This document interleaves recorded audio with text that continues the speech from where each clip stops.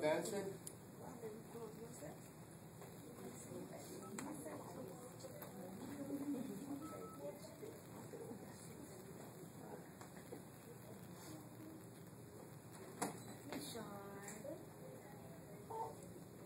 What I did here, it was a manual EKG, and what you see here, there's a number of leads. This is not a 12-lead EKG. This is a rhythm strip.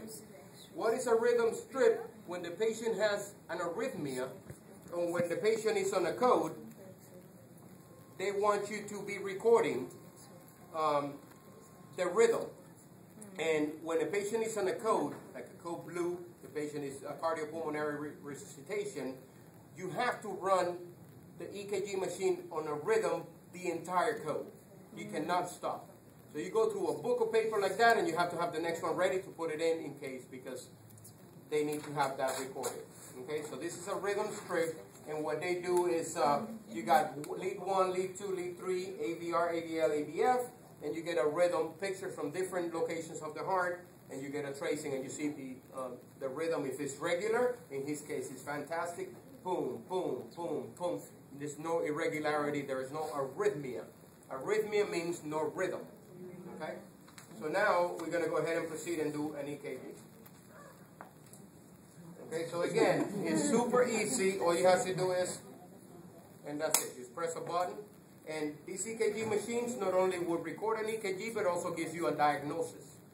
But do not go on that diagnosis alone. This has to be presented to a doctor, and the doctor will do his diagnosis. And a lot of the times, you see, this is a normal sinus rhythm. Why is it a sinus rhythm? Because it's coming from the SA node, sinus node. So it's a perfect rhythm. And this is a normal EKG, because all the parameters are normal. Okay, but a lot of times, the machine is a machine, and it misreads the EKG. A lot of times happens when there's misplaced leads, or when the patient is moving, or if you even have the machine close to the outlet, it might give you what is called a 60-cycle interference, or AC interference, where the electricity is kind of pulling out of the wall. I mean, you don't see it, but there is an electrical outside of the wall, and it interferes with the machine, and it gives you all that. So the machine will tell you, well, the patient has an acute MI, an acute infarction, it has this or that, and the doctor will have to read it, the cardiologist, and he'll cross that off and write his diagnosis because of his experience. And that's what we have to go by, not what the machine says. This is a normal EKG, and you get to see the 12 leads here. Lead 1, lead 2, lead 3, AVR, AVL, AVF, V1, V2, V3, V4, V5, and V6. Usually when there is ischemia, you see a T-wave inversion. It goes negative in the leads that is affecting. Now, this has to do, this lead, these numbers, is not just for nothing. They give you what location of the heart is the pathology happening. For example, if you're having a lateral wall ischemic disease, or you have an infarction, we're going to go lead 1, AVL, V5, and V6. Why? Lead 1 goes like that. AVL goes to the left, augmented voltage left. And then V5, V6 are on the lateral side of the heart. Okay? Then you go 2, 3, and AVF, augmented lead foot. The electricity is like going down here. So if you have a problem on 2, 3, and AVF, you have an inferior MI or inferior ischemia. If you see it in V1 and V2, it's usually septal, anteroseptal MI. If you go V1, V2, V3, V4, then you have an anterior wall MI.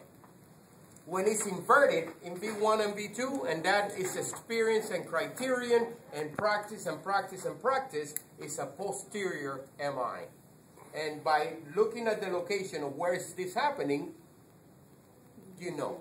A lot of times also people with diabetes, they have what they call a silent myocardial infarction. They don't notice. They, I think I have an indigestion or something. They had an MI.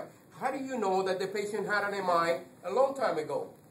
Sometimes they call it age undetermined, because they don't know exactly when it happened. If it happened 2, 3, 4, a year ago, you have what is called a pathological Q wave. The Q wave, which is the very first wave of the EKG, is a little deeper. It's 1/3 of the height of the QRS, of the R wave.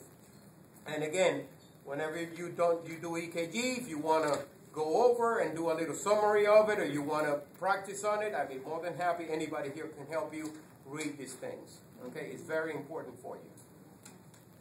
Any questions?